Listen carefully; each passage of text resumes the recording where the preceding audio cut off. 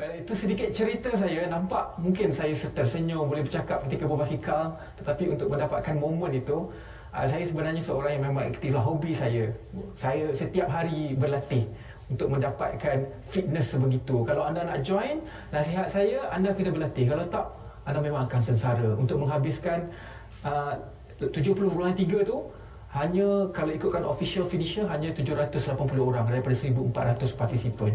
Jadi saya salah seorangnya. Kalau dalam ranking Malaysia tu, saya dalam top 40 orang terawal lah dalam Malaysia. Tapi kalau dalam secara keseluruhan, sebab ni international event, saya nombor 185 secara keseluruhannya. Tapi yang paling saya syukur lah, saya berjaya melintasi garisan penamat. Tak semua orang berani nak buat lah sebenarnya kan. Okey, itu hobi saya. Tapi kalau kerja hakiki saya sebelum saya menjadi pengacara ini, saya merupakan seorang jurutera. Dan saya rasa untuk topik ini, saya sangat berbesar hati untuk bercakap mengenai perkembangan profesion kejuruteraan, pencapaian dan juga cabaran. Kenapa? Saya pernah servis as engineer selama 6 tahun dan selepas itu saya tukar bidang. Tetapi engineer itu masih tebal dan juga melekat dalam hati saya. Hari ini saya sangat berbesar hati bersama dengan dua orang insinyur pada hari ini. Pertama, kita ada Insinyur Hamzah Hashim, itu Lembaga Jurutera Malaysia, dan juga kita ada Insinyur Dr. Megat Zuhairi Megat Tajuddin, iaitu pendaftar Lembaga Jurutera Malaysia. Jadi kalau kita kenal bidang kejuruteraan ini cukup penting untuk pembangunan negara kita. Kenapa? Orang kata mungkin tak nampak kerja jurutera. Sebenarnya jurutera ini adalah seorang yang membuat keputusan dari segi ilmunya, barulah diterjemahkan dari segi pengaplikasiannya. So technician akan buat kerja tersebut. Jadi pentingnya jurutera dalam membentuk sebuah pembangunan sebuah negara. Kita boleh mulakan sebenarnya lah, kita mulakan dengan apakah sebenarnya kejuruteraan dan juga apakah impaknya kepada masyarakat. Kenapa soalan ini perlu masyarakat faham. Lagi-lagi lah orang kata sekarang dah kena ada media sosial, tak perlu jadi jurutera, boleh jadi tiktokers dan sebagainya. Kefahaman ini perlu kita mulakan. Silakan. Terima kasih saudara Rizwan. Terlebih dahulu saya ucapkan terima kasih kepada RTM dan Selamat Pagi Malaysia kerana menjemput saya, Engineer Hamzah, pada pagi ini untuk menceritakan tentang kejuruteraan. Sebenarnya kejuruteraan ini sebenarnya sebahagian daripada kehidupan kita seharian. Bangunan kita, peralatan-peralatan kita guna hari ini, sekecil-kecil mikrofon di bahu, di baju kita, pacemaker di jantung, gelombang yang kita tak dapat lihat di mata kasar, sebenarnya adalah kerja tangan kejuruteraan. So pentingnya kejuruteraan, terima kasih dengan kenyataan awal tadi, kita membangunkan negara. Walaupun di belakang tabir, negara membangun berasaskan kejuruteraan. So di situ bila kita melihat kejuruteraan sebagai sebahagian daripada kehidupan kita, jurutera perlu memastikan apa yang kita hasilkan demi kepentingan awam dan keselamatan awam. So itulah saya nak berhenti di situ dulu, di mana kepentingan kejuruteraan tersebut. Di Malaysia ni sebenarnya banyak kos-kos kejuruteraan, dan antara yang popular mungkin di Universiti Teknologi Malaysia, di universiti terkemuka lah, terutamanya universiti research university. Jadi lembaga jurutera Malaysia ni adalah lembaga yang mengiktiraf seorang jurutera itu, sampai ada perkataan IR di hadapan ataupun senior seperti anda berdua pada hari ini. Jadi apakah yang dilakukan oleh lembaga jurutera Malaysia yang seperti mana yang kita tahu pada tahun ini telah pun menyambut ulang tahun yang ke-50. Bukan lagi muda tetapi cukup matang, separuh abad ini. Apakah peranan lembaga jurutera? Terima kasih Cik Ridwan. Walaupun telah 50 tahun lembaga jurutera telah ditubuhkan, dan juga kita lihat perkembangan urbanisasi berlaku begitu pesat, namun peranan lembaga jurutera sejak 50 tahun lalu masih tidak berubah. Daripada penubuhannya ia berdasarkan Akta Jurutera 1967, terdapat 3 peranan utama lembaga jurutera ini. Pertama sekali ialah mendaftarkan profesion jurutera, teknologi kejuruteraan dan juga pemeriksaan tapak. Sehingga tarikh ini seramai 222,212 orang telah mendaftar ke lembaga jurutera, dan mereka inilah yang aktif memberikan perkhidmatan kejuruteraan kepada rakyat Malaysia dan dunia seterusnya. Fungsi kedua ialah mengakreditasikan kursus kejuruteraan di Malaysia, diploma kejuruteraan dan juga teknologi kejuruteraan. Jadi kenapa perlu diakreditasikan kursus ini adalah untuk memastikan tahap pendidikan kejuruteraan yang diterima oleh rakyat Malaysia diiktiraf di satu dunia. Jadi kenapa di satu dunia? Kerana kita telah pun berjaya menjadi penandatangani Washington Accord, Sydney Accord dan juga Dublin Accord yang merupakan satu persefahaman peringkat antarabangsa di mana apabila kita di menandatangani ini, gaduh-gaduh kita boleh berkhidmat bukan sahaja di Malaysia tetapi di seluruh dunia. Jadi disebabkan itulah hak pendidikan kejuruteraan di Malaysia ini menjadi satu daya penarik kepada orang-orang di sana untuk mengikuti kursus kejuruteraan di Malaysia. Dan yang ketiga yang paling utama sekali, lembaga jurutera mengawasi profession kejuruteraan di Malaysia untuk memastikan keselamatan dan kepentingan orang awam. Jadi itulah peranan utama yang masih tidak berubah sejak 50 tahun lagi. Sebelum kita pergi kepada aktiviti yang dijadualkan untuk sambutan ulang tahun nanti, apakah kriteria untuk tadi akreditasi untuk sesuatu kos atau kursus di IPT ataupun di IPT untuk seseorang jurutera itu diiktiraf sebagai jurutera? Apa yang perlu ada kepada jurutera tersebut sehingga boleh mendapatkan title IR Insinyur itu? Okay. Kalau saya boleh tahu. Silakan. Satu, berdaftar sebagai jurutera dengan lembaga jurutera merupakan satu kewajipan. Di dalam akta jelas menyatakan untuk seseorang itu melaksanakan kerja-kerja kejuruteraan perlu berdaftar dengan lembaga jurutera. Walaupun dia sudah grad habis belajar dan terus bekerja, kalau tak mendaftar belum diiktiraf sebagai tidak diiktiraf dan ia sebenarnya melanggar akta tersebut lagi. So kelayakan untuk berdaftar sebagai lembaga jurutera perlu mempunyai kelayakan akademik yang diiktiraf. Sebab itu kami mengiktiraf program-program kejuruteraan di Malaysia. Dan juga program yang diiktiraf di Malaysia ini diiktiraf juga oleh negara-negara yang ditandatangani oleh Washington Accord tadi, Washington Accord, Sydney Accord dan Dublin Accord. So di situ bila berdaftar dan melayakkan jurutera tersebut untuk melaksanakan aktiviti kejuruteraan, bekerja sebagai jurutera. Itu penting ya. Mungkin ramai tidak jelas, itu akta jelas menyatakan begitu. Keduanya, selepas melaksanakan pengalaman bekerja sebagai jurutera, dan kita jurutera tersebut layak untuk memohon sebagai professional engineer sekurang selepas 3 tahun. Selepas 3 tahun pengalaman perlu membuktikan pengalaman, kemahiran dan juga aktiviti-aktiviti kejuruteraan, dan akan melalui proses-proses examination atau peperiksaan tertentu untuk melayakkan menjadi seorang IR. Periksa lagi. Penting di situ. Dapat IR kena periksa lagi. Kena buat examination. Betul, kepentingan awam dan juga keselamatan awam. Di bawah lembaga jurutera Malaysia hanya IR saja ataupun teknologis juga diiktiraf di bawah IR? Betul, kita ada 3 kategori kita daftar, iaitu jurutera, teknologis kejuruteraan, dan juga pemeriksa tapak atau sekatan inspector of work bagi mereka yang memiliki kelayakan diploma. Masa sekarang kita telah mendaftarkan hampir 360 lebih 400 program-program kejuruteraan melibatkan 61 IPT dan IPTA di seluruh Malaysia. Dan juga pada tahun ini akan disambut ulang tahun ke-50 Lembaga Jurutera Malaysia. Jadi apakah yang dijadualkan dan direncanakan untuk sambutan pada kali ini? Terima kasih. Terdapat beberapa aktiviti yang dijadualkan bersempena 50 tahun merupakan satu signifikan usia yang signifikan bagi lembaga jurutera. Antaranya, kita telah pun mewujudkan pejabat sekretariat di negeri Sarawak yang baru dilancarkan oleh Yang Amat Menteri Kerja Raya pada hari Sabtu lepas. Ini menunjukkan bahawa pertumbuhan gerakan jurutera di Sarawak ada begitu ramai disebabkan proses pembangunan. Jadi oleh itu kita mewujudkan satu sekretariat di sana untuk memberikan perkhidmatan kepada jurutera di sana. Di negeri Sabah akan dilancarkan tidak lama lagi. Dan seterusnya sudah tentu umur 50 tahun ini kita akan melancarkan buku peringatan Lembaga Jurutera ke-50 tahun untuk rujukan generasi akan datang.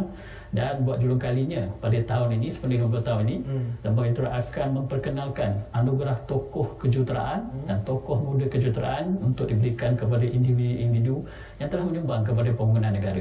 Di sukacitalah saya kasih ini nak maklumkan bahawa anugerah ini akan disampaikan sendiri oleh Yang Amat Berhormat Perdana Menteri semasa sambutan Majlis Makan Malam sambutan ulang tahun 50 tahun nanti.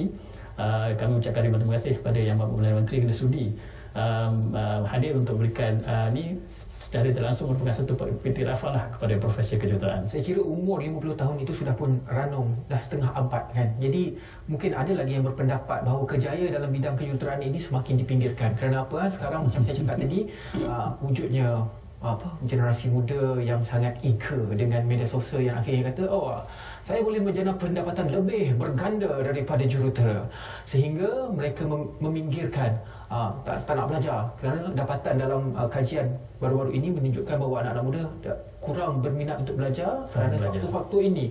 Jadi permintaan pada jurutera pun juga mungkin akan berkurangan. Mungkin apa pendapat anda? Saya nak kongsi statistik untuk menjawab soalan tersebut. statistik berbanding bilangan jurutera berbanding penduduk Malaysia adalah 1:150-160 begitu. Berbanding negara-negara maju seperti Jepun, Jerman contohnya 1:50-1:70. Malaysia masih jauh ke arah tersebut, ke arah Separuh. hampir separuh. Jurutera penting demi pembangunan negara. Walaupun lembaga jurutera baru berumur 50 tahun, tapi sebenarnya sumbangan jurutera lebih berkurun-kurun sebenarnya. Piramid dibina oleh jurutera sebagai contoh. So pentingnya jurutera, sekiranya kita kekurangan jurutera, saya pasti pembangunan negara akan terbantut. Saya merayu juga mengharap ibu bapa ataupun mereka yang membuat pilihan memilih ke profession masa depan supaya jurutera sebagai salah satu pilihan utama. Pertamanya adalah sekira jurutera ini kita disusun supaya menyelesaikan masalah. Bila menunjukkan masalah, kita merujuk kepada inovasi. Perkataan lebih trendy sekarang. Inovasi berkait rapat dengan teknologi. Di era IR 4.0, teknologi memainkan peranan besar. Kehidupan kita dah jadi IR 4.0. Tanpa jurutera, kita tidak dapat berjalan seiring dengan IR 4.0. Kita ambil contoh pandemik. Pandemik kita berjaya menyelesaikan atau hidup seperti biasa dalam era pandemik disebabkan teknologi itu tadi. Betul. Dihasilkan oleh jurutera. Yes. So di situ kita perlu melihat bahawa berbaloi atau tidak menjadi jurutera mungkin dalam bentuk kewangan satu. Tetapi berbaloi apabila kita menyumbang kepada negara, masyarakat, menyelesaikan masalah, menyumbang kepada masyarakat. Yang keduanya adalah berbaloi tersebut mungkin dalam masa jangka pendek atau jangka masa panjang. Mungkin jangka masa pendek tidak berbaloi, belajar susah, mungkin jual bila keluar compare pula dengan TikTokers dan sebagainya tidak berbaloi. Tapi jangka masa panjang bila kita ada ilmu, bila kita ada kemahiran, bila kita kepakaran, perkara itu akan di-reward. Betul. Reward dalam pelbagai aspek, kepuasan, bentuk kewangan mungkin. Kematangan berfikir untuk terus survive dalam hidup. Itu yang paling penting sebenarnya. Menyelesaikan masalah, itu yang paling utama. Ya, terima kasih. Cuma macam tadi, akreditasi kepada ijazah kejuruteraan ini banyak kepada IPT, tapi masih lagi wujud ijazah-ijazah yang tidak diiktiraf. Kenapa situasi itu boleh berlaku? Ada banyak faktor disebabkan berlakunya ijazah itu tidak iktiraf. Tetapi di sini saya ingin menghighlightkan kepada orang awam di luar sana, sekiranya ingin melanjutkan pelajaran dalam bidang kejuruteraan, bolehlah merujuk kepada lembaga jurutera untuk melihat sendiri kursus-kursus yang telah diakreditasi dan telah diluluskan sebelum menyambung pengajian dalam suatu bidang kejuruteraan tersebut. Ini merupakan salah satu fungsi lembaga jurutera. Jadi sebab sudah tentu kita mengharapkan orang luar sana merujuk kepada kami. Ada juga website untuk merujuk pada kursus. Sebagai statistik, terdapat 361 kursus kejuruteraan yang telah diakreditasikan di 61 IPT dan IPTAs sudah ada. Jadi banyak ya. Selain daripada itu, program ijazah teknologi kejuruteraan terdapat 74 program yang telah diiktiraf, ditawarkan di 16 IPT dan IPTS dan juga IPT. Dan juga program diploma juga telah banyak diakreditasi, sebanyak 213 program diploma di 61 IPT. Jadi sekiranya masih ada berlaku masalah yang tidak iktiraf, untuk mengelakkan berlakunya masalah tersebut, bolehlah dirujuk kepada lembaga jurutera dan kita bersedialah untuk memberikan khidmat nasihat sekiranya ingin melakukan perjalanan dalam bidang kejuruteraan ni. Saya kira cabaran yang paling hebat apabila untuk kita ada pelbagai penyelesaian masalah untuk menyelesaikan masalah. Setuju. Ya. Tetapi masalahnya di sini adalah di kalangan jurutera ini untuk mencari solusi yang paling baik. Dari aspek cabaran ini pula bagaimana? Okey.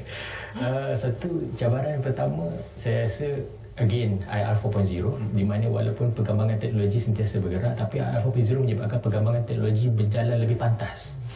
Jurutera perlu sentiasa meningkatkan ilmu. Walaupun dah habis 44 tahun belajar, kata nak berhenti belajar, tidak. Kita berterusan belajar dan keperluan untuk berterusan mendapatkan ilmu tambahan itu perlu lebih cepat. Pada satu ketika fundamental kita belajar di universiti mungkin tidak lagi relevan pada hari ini. So sebab itulah cabaran utamanya adalah kita perlu meningkatkan ilmu dengan lebih cepat. Pertama. Yang keduanya adalah sebelum ini kita membuat keputusan berdasarkan data-data yang tidak banyak, terhad. Sekarang data terlalu banyak. Dengan data-data tersebut kita boleh menilai dan membuat keputusan yang lebih tepat. Itu mungkin cabaran untuk memahami data tersebut, tapi cabaran itu mesti datangkan peluang. peluang tersebut yang kita, walaupun cabaran itu sukar, tapi peluang yang di depan tu lebih besar berbanding dengan era-era sebelum ini. So saya rasakan walaupun di era sekarang satu era yang mencabar, tapi sebenarnya cabaran tersebut berbaloi kerana dia datang dengan opportunity yang amat besar kepada kita jurutera dan kepada negara secara keseluruhannya. Okeylah. Mungkin itu saja masa yang kita ada, sedikit kata-kata akhir daripada Insinyur Dr. Megat. Silakan. Hamzah. Saya saya 50 tahun Lembaga Jurutera Malaysia, walaupun sekurun separuh abad 50 tahun tersebut, saya berpandangan bahawa jurutera perlu memainkan peranan yang besar. Bukan sahaja di belakang tabir, tapi kita perlu menjadi pemimpin. Memimpin membuat dasar, memimpin organisasi, memimpin negara. So saya harap lebih ramai di kalangan pemimpin negara datang kepada jurutera. Saya harap Betul, selamat bagi Malaysia faham apa yang ingin disampaikan dia. Mungkin tak famous lah seorang jurutera itu kan, tetapi itu adalah tonggak kepada pembangunan negara. Nak cipta bangunan pun anda perlukan jurutera. Hatta kalau anda tahu tengok mesin basuh dekat rumah pun, untuk mencipta mesin basuh pun perlukan jurutera. Semudah itu. Terima kasih banyak-banyak kepada kedua tetamu kita pada hari ini, Insinyur Hamzah Hashim, iaitu Setiausaha Lembaga Jurutera Malaysia, dan juga Insinyur Dr. Megat Zuhairi Megat Tajuddin, Pendaftar Lembaga Jurutera Malaysia, bersama-sama dengan kita semua untuk bercakap mengenai perkembangan profesi kejuruteraan, pencapaian dan juga cabaran.